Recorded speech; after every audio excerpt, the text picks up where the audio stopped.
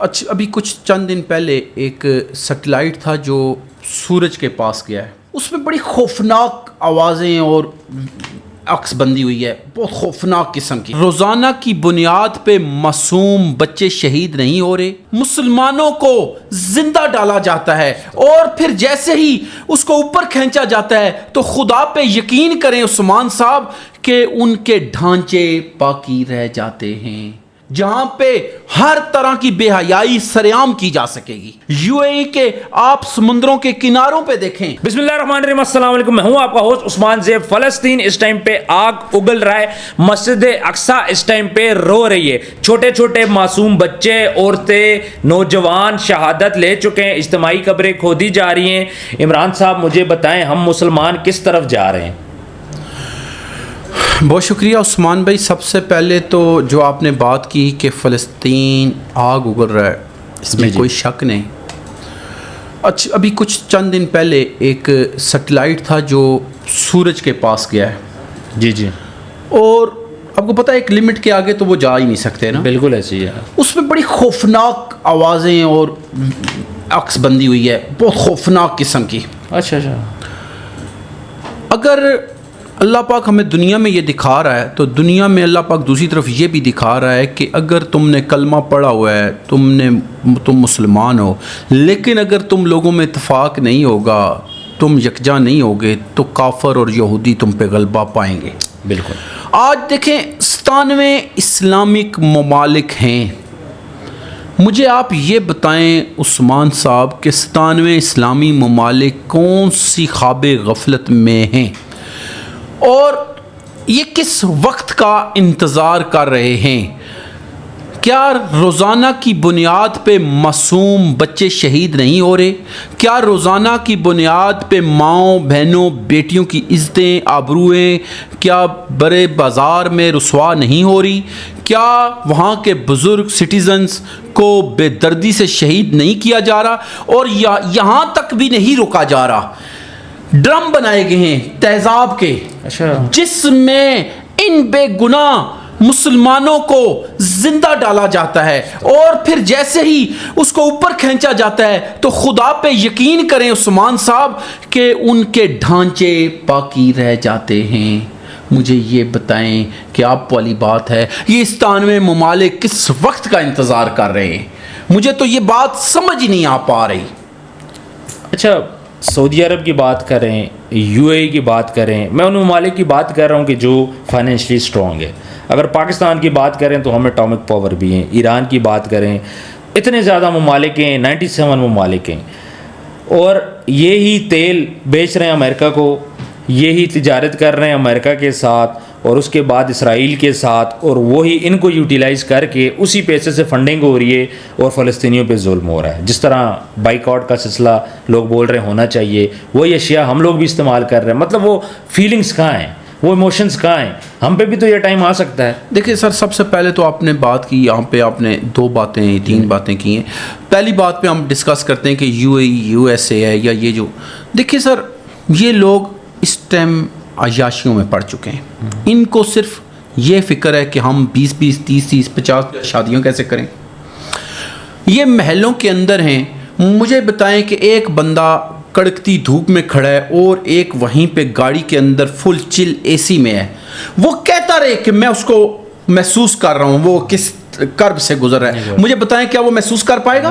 وہ اس وقت تک نہیں محسوس کر پائے گا جب تک وہ اے سی بند نہیں کرے گا، شیشہ نیچے نہیں کرے گا، خود نیچے نہیں اترے گا اور اس کے ساتھ کڑکتی دھوپ میں کھڑا نہیں ہوگا۔ اس وقت تک عثمان صاحب وہ نہیں بتا سکتا کہ اس کی اور میری سچویشن میں کتنا فرق ہے یا ہم کس پوزیشن۔ یہی پوزیشن کے ایسے یو اے ای ان کے بادشاہوں کی ہے، یہ عیاشیوں میں پڑ چکے ہیں۔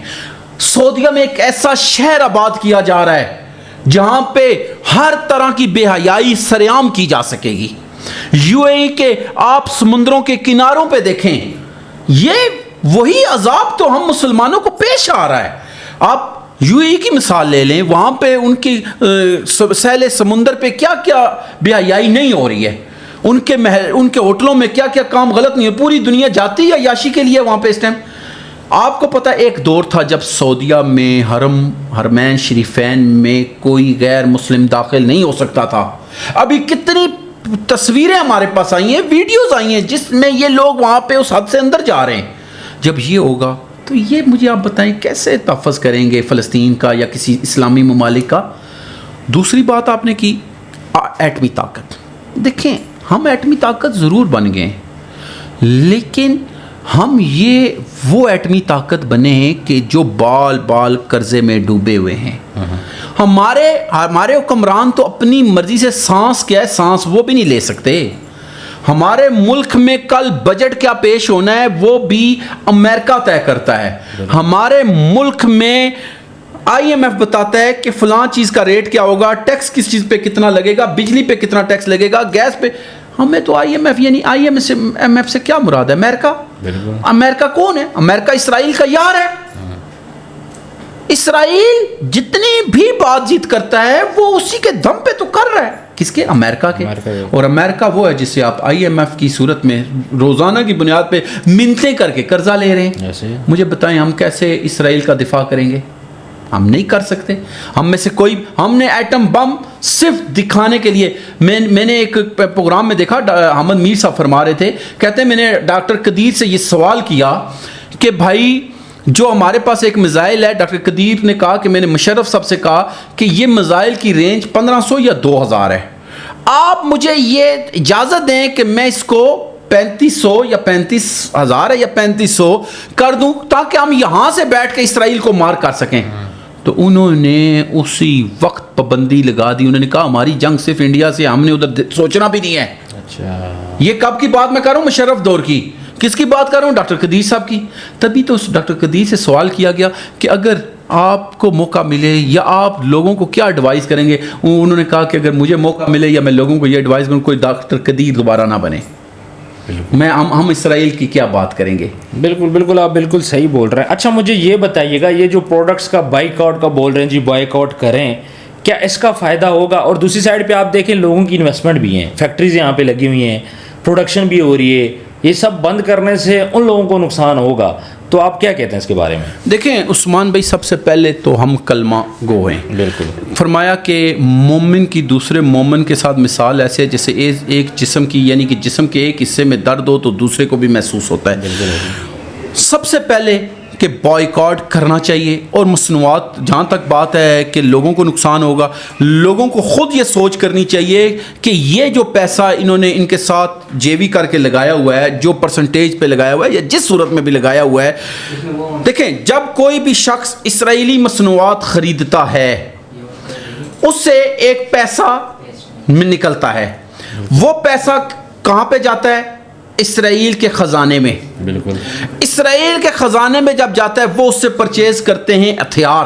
بالکل جب وہ ہتھیار پرچیز کرتے ہیں, ان ہتھیاروں کا استعمال کرتے ہیں وہ ان بے گناہ معصوم بچوں پہ, بچیوں پہ, مردوں پہ, عورتوں پہ, بزرگوں پہ, ان سب پہ استعمال کرتے ہیں اور ان کا استعمال کر کے ان کو شہید کر رہے ہیں. تو مجھے پھر بتائیں کہ کیا ہمیں یہ بائیکاٹ کرنا چاہیے یا نہیں؟ بالکل کرنا چاہیے. ایک بات. دوسری بات, میں یہ سمجھتا ہوں چاہے KFC ہے, چاہے میکڈونلڈ ہے, چاہے اولپر ہے, چاہے لیز ہے, بہت ساری ایٹمیں ہیں جن کی ایک لسٹ ہے باقاعدہ. وہ لسٹ لوگوں کو چاہیے کہ خود بھی اس کو سمجھیں, اپنے بچوں کو بتائیں, اپنے فیملی کے افراد کو بتائیں کہ بیٹا اس کے الٹرنیٹ چیز لینی ہے.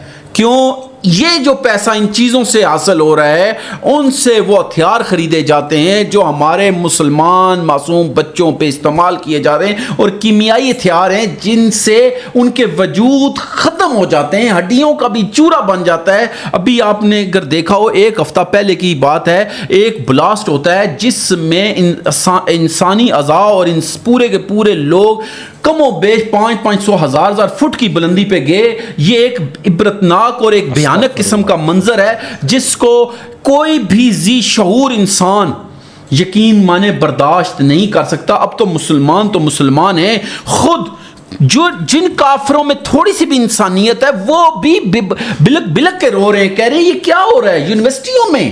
حتیٰ کہ یونیورسٹیوں میں اس بات کو احتجاج کیا جا رہا ہے, پروٹیسٹ کیا جا رہا ہے, لندن میں کیا جا رہا ہے, امریکہ کے اندر کیا جا رہا ہے. لیکن یہ الگ بات ہے کہ ان یہودیوں کو اس وقت تک کوئی احساس نہیں ہو رہا. بالکل. اچھا مجھے یہ بتائیے گا اس صورت میں کیا جہاد فرض ہے؟ جب ہمارے مسلمان بہن بھائی مر رہے ہیں، بچے ہمارے شہید ہو رہے ہیں، اس صورت میں ہمیں جہاد کرنا چاہیے؟ دیکھیں سر، جہاد تو ہمارا قرآن جہاں تک ہمیں تعلیم دیتا ہے، ابھی تو جہاد کا کنسیپٹ ہی ہماری کتابوں سے نکال دیا گیا ہے، اور اس کے بنیادی وجہ بھی یہی ہے کہ نکالنے کی، کیونکہ ہم پٹھو بن گئے انہی یہودیوں کے. جب آپ دیکھیں نا، آپ نا روزانہ کسی کے در پہ جائیں اور کھانا کھائیں، کچھ کریں، تو ظاہری بات ہے ایک ہفتے بعد آپ اس کے آگے اپنی مرضی رکھ سکتے ہیں؟ نہیں رکھ سکتے. یہی ہمارا مسلمانوں کا حساب ہے. ہم ان امریکیوں کے اور ان کے پٹھو بن، انہوں نے ہمارے باقاعدہ ایک پلاننگ کے ذریعے کیا. لیکن ابھی موجودہ بات کرتے ہیں جہاد فرض ہونے کی. ابھی یہ 10 تاریخ کو ایک پوری بین الاقوامی ایک کانفرنس ہوئی ہے جو پاکستان میں ہوئی ہے، جس میں تمام مکاتب فکر کے علماء نے شرکت کی، جس کو لیڈ کر رہے تھے کون؟ مولانا فضل الرحمان صاحب، پیر نقیب الرحمان صاحب، اہل حدیث مسلک کے بھی تھے، شام صاحب جو ہیں، اللہ پاک کمی بیشی معاف فرمائے، نام بعض دفعہ آگے پیچھے بھی ہو جاتے ہیں، بہت سارے اور بھی علماء تھے. انہوں نے تقی عثمانی صاحب جو ہمارے بڑے ہیں، بالکل باقاعدہ طور پہ تقی عثمانی صاحب نے یہ کہا ہے کہ اس وقت ہر مسلمان پہ جہاد فرض ہو چکا ہے، اور ہمیں گورنمنٹ کو چاہیے کہ وہ رستہ مہیا کریں، ہمیں رستہ دیا جائے، اور بہت بڑی تعداد مسلمانوں کی اس جہاد میں شامل ہونے کے لیے تیار ہے. اب انتظار صرف اس بات پہ ہے کہ ہمیں ایک سیف راستہ گورنمنٹ خود دے تاکہ ہم اس راستے سے وہاں تک پہنچیں، اور اپنے مسلمان بھائیوں کے ساتھ ان کے شانہ بشانہ کھڑے ہو کے ان کے لیے اپنی جانوں کے نذرانے دیں بھی، اور ان یہودیوں کی جانیں لیں بھی. بالکل. یہ انشاءاللہ ابھی ہمارے ملک میں یہ اعلان ہو چکا ہے. بالکل. اچھا یہ جو ریلیاں نکال رہے ہیں جگہ جگہ، خاص طور پہ پاکستان کے اندر مختلف شہروں میں مختلف جماعتیں نکال رہی ہیں، ان ریلیوں کا، ان احتجاج ریکارڈ کروانے کا کوئی فائدہ ہوگا؟ دیکھیں سر، پوری دنیا میں جہاں پہ جتنے بھی مہذب معاشرے ہیں، اگر آپ غور کریں گے تو وہ اپنا پروٹیسٹ جو احتجاج ریکارڈ کرواتے ہیں وہ ایک جمع غفیر کی شکل میں ہی کرواتے ہیں. اور جہاں جہاں پہ انقلاب برپا ہوئے ہیں وہ بھی ایک کمیونٹی جب اکٹھی ہو جاتی ہے تو اس سے انقلاب برپا ہوتے ہیں. بہت سی نئی تحریکیں جنم لیتی ہیں، اور بہت سی یعنی کہ قانون جو ہے نا، آئین جو ہیں، وہ ان کے ذریعے بدل دیے جاتے ہیں. تو بالکل آپ کی یہ جو بات ہے، بلکہ بہت سارے لبرل لوگ وہ کہتے ہیں جی احتجاج سے کیا ہوگا، آپ کے اکٹھا ہونے سے کیا ہوگا، بلکہ خود میں نے کامنٹس میں سنا ہے کہ جی دیکھیں جی یہ اب احتجاجوں کا ٹائم نہیں ہے، احتجاج کرنے سے. میری بات سنیں، اب پاکستان میں بیٹھ کے آپ کیا کر سکتے ہیں؟ 3-4 باتیں کر سکتے ہیں. آپ لوگوں کو اکٹھا کر کے ایک پیس میسج تو پہنچا سکتے ہیں نا. بالکل. دوسرے نمبر پہ آپ ان کی پروڈکٹس کا بائیکاٹ تو کر سکتے ہیں نا.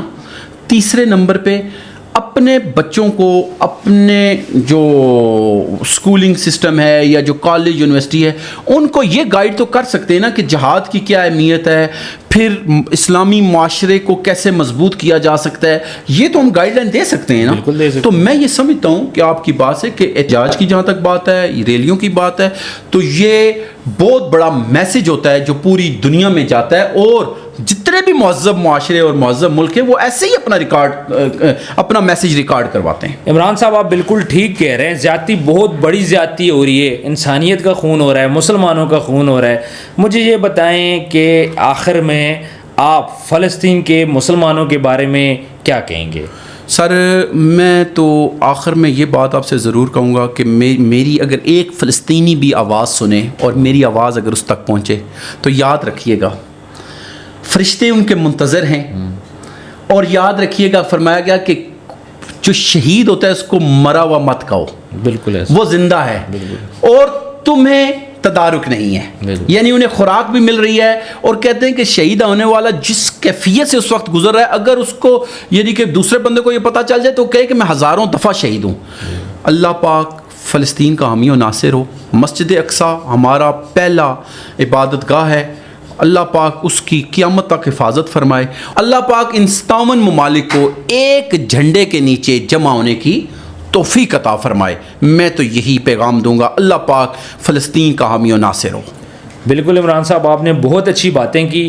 فلسطین کے مسلمانوں کی اللہ مدد کرے. ہم سب کو چاہیے کہ جہاد کو سپورٹ کریں. جو پیسہ لگا سکتا ہے وہ پیسہ لگائے, جو جان لگا سکتا ہے جان لگائے, جو دعا کر سکتا ہے دعا کرے, نماز پڑھیں, نوافل ادا کریں. اللہ ہمارے مسلمان بہن بھائیوں کی حفاظت فرمائے اور ان کی مشکلات آسانیاں پیدا کرے. میں مزید کوئی بات نہیں کر سکتا اس بارے میں. کامنٹ سیکشن میں آپ نے اگر کوئی بات کرنی ہے تو آپ کر لیں. اپنا ڈھیر سارا خیال رکھیے گا. ملتے ہیں نیکسٹ ویڈیو میں. اللہ حافظ.